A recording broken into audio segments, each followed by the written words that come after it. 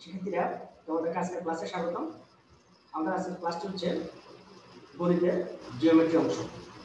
অর্থাৎ আমাদের স্ক্রিনে একটা প্রশ্ন দেওয়া আছে। প্রশ্নটি হচ্ছে, যদি একটি ত্রিভুজের দুটি কোণ ও কোণ সংলগ্ন বাহু অপর একটি ত্রিভুজের দুটি কোণ ও কোণ সংলগ্ন বাহুর সমান হয়, তবে ত্রিভুজ দুটি সর্বসম হবে। অর্থাৎ আমাদের আজকের ক্লাসটি হচ্ছে সাদৃশ্যতা ও সর্বসমতা নিয়ে একটি ক্লাস। আমাদের দুটো ত্রিভুজ দেওয়া আছে। দুটো ত্রিভুজের মধ্যে বলেছে একটি দুটি কোণ অপরটি দুটি কোণ, এবং ওই দুটি কোণের অন্তর্ভুক্ত যে বাহুটা আছে বা অনুরূপ যে বাহুটা আছে এবং সেটি অপর একটি ত্রিভুজের অনুরূপ কোণের বাহু সমান যদি হয়, তবে ত্রিভুজ দুটি সর্বসম হবে। আমাদের স্ক্রিনে দুটো ত্রিভুজ দেওয়া আছে, একটা হচ্ছে এবিসি এবং একটা হচ্ছে ডিএফ। আমরা ধরে নিলাম আমাদের হলুদ কালারের যে বাহুটি আছে, অর্থাৎ এই বাহুটি সমান, এবং যে ব্লু কালারের যে কোণটি আছে এই কোণের সমান, এবং রেড কালারের যে কোণটি আছে এই কোণের সমান। যদি এই তিনটি উপাত্ত সমান হয়, তবে আমাদের ত্রিভুজ দুটি সর্বসম হবে। তাহলে আমরা উপপাদ্য প্রমাণের জন্য প্রথম স্টেপটাই হচ্ছে বিশেষ নির্বাচন। তাহলে আমরা যদি বিশেষ নির্বাচনটা শুরু করি, বিশেষ নির্বাচন।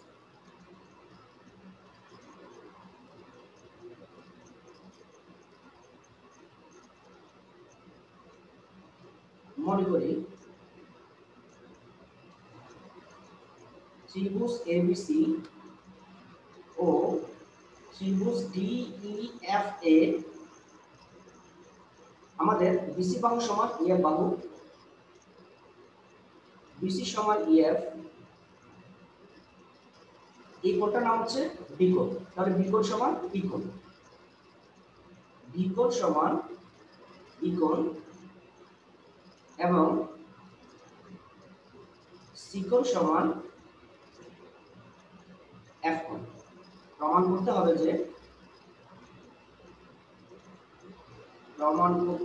যে ত্রিভুজ এবিসি সর্বসম ত্রিভুজ ডিইএফ। এখন আমরা প্রমাণে যাব। প্রমাণে যাওয়ার জন্য ত্রিভুজ এবিসিটাকে ত্রিভুজ ডিইএফ এর উপর আমরা এমন ভাবে স্থাপন করব,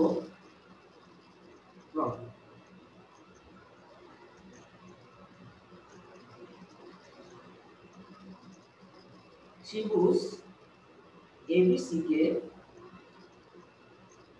ত্রিভুজ ডিইএফ এর উপর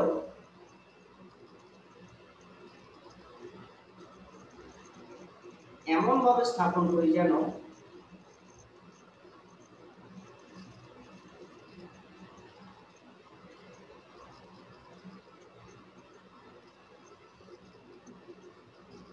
আমাদের বিসি বাহুটা ইএফ বাহু বরাবর পড়ে। বা প্রথমে যদি আমরা কোণের কথা বলি, বি বিন্দুটা যেন ই বিন্দুর উপর পড়ে এবং বিসি বাহুটা ইএফ বাহু বরাবর পড়ে, যেন বি বিন্দু ই বিন্দুর উপর পড়ে,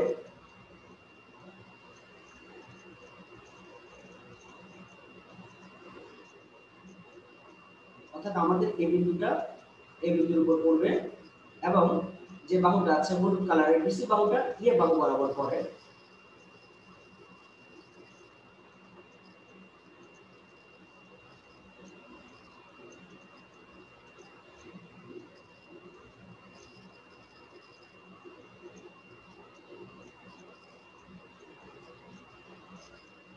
ইএফ বাহুর যে পাশে এ বিন্দু ডি বিন্দু আছে, এখন ইএফ বাহুর কোন পাশে ডি বিন্দু আছে? আমরা জানি ইএফ বাহুর উপরের দিকে ডি বিন্দু আছে। ইএফ বাহুর যে পাশে ডি বিন্দু আছে,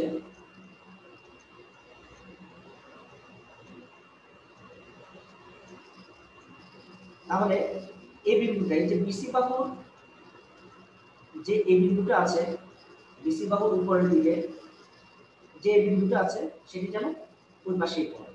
ডি বিন্দু আছে, এই বিন্দু যেন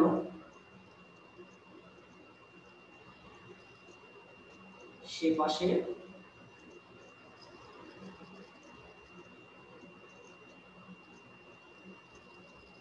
সে পাশে পড়ে। তাহলে আমাদের প্রথম স্টেপটা আমরা লিখলাম। প্রথম স্টেপটা হচ্ছে ত্রিভুজ এবিসি কে ত্রিভুজ ডিএফ এর উপর আমরা এমন ভাবে স্থাপন করব, অর্থাৎ নিয়ে এমন ভাবে বসিয়ে দিব। আমি তোমাদেরকে একটু দেখাই যে কিভাবে বসাবো। ধরো আমার এটা হচ্ছে ত্রিভুজ, এই ত্রিভুজটাকে যদি আমি এই ত্রিভুজের উপর বসিয়ে দিই, দেখো আমি এখানে বসিয়ে দিলাম, একেবারে হুবহু মিলে গেছে। এই ত্রিভুজের উপর যদি বসিয়ে দিই,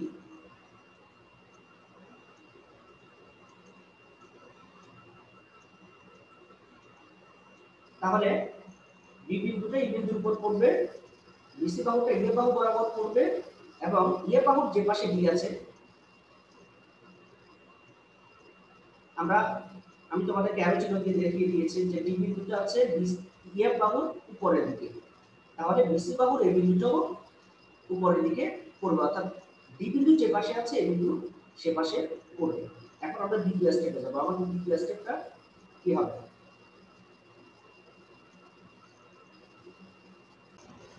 দ্বিতীয় স্টেপে সেকেন্ড স্টেপ যদি আমরা লিখি,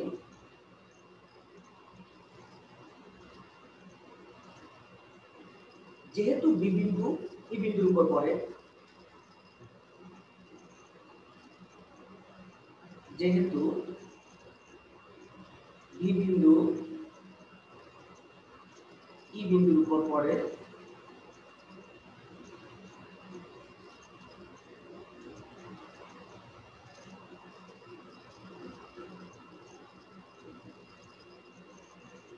যেহেতু বি বিন্দুটা ই বিন্দুর উপর পড়ে, সুতরাং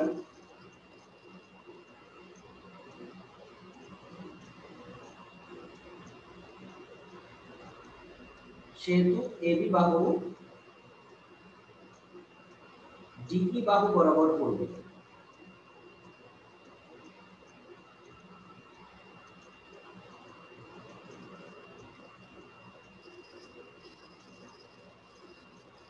আবার যেহেতু বিসি সমান সিএফ আমরা উপরে বলে এসেছিলাম, তাহলে সি বিন্দু অবশ্যই বিন্দুর উপর পড়ে, সি বিন্দু এক বিন্দুর উপর পড়ে, সেহেতু এসি বাহু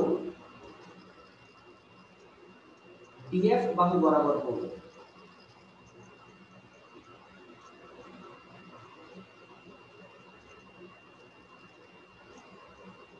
তাহলে দ্বিতীয় স্টেপে আমরা বি বিন্দুটা যেহেতু বি বিন্দুর উপর পড়ে, তাহলে এবি বাহুটা ডি বাহুর উপর পড়বে, এবং সি বিন্দু যেহেতু এক বিন্দুর উপর পড়ে, তাহলে এসি বাহুটা ডি এ বাহু বরাবর পড়বে। এরপর আমরা যাব থার্ড স্টেপ, তৃতীয় নাম্বার ধাপে।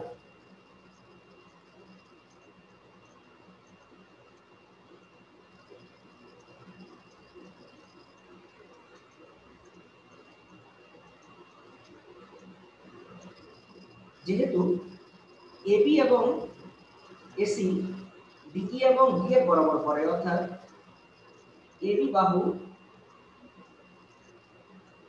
ডিই বাহু বরাবর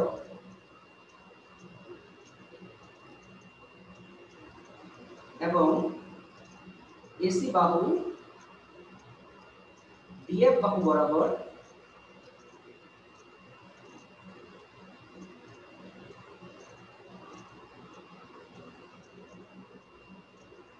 পড়ে, সুতরাং এই বিন্দুটা ডি বিন্দুর উপর পড়বে। সুতরাং এ বিন্দু ডি বিন্দুর উপর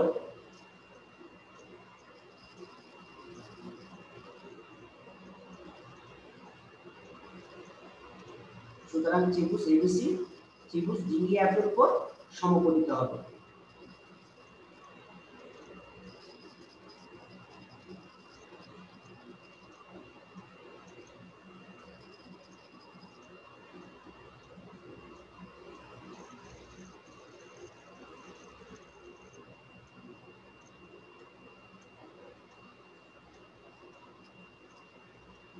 সুতরাং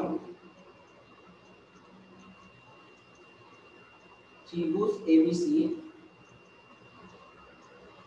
ত্রিভুজ ডিইএফ এর উপর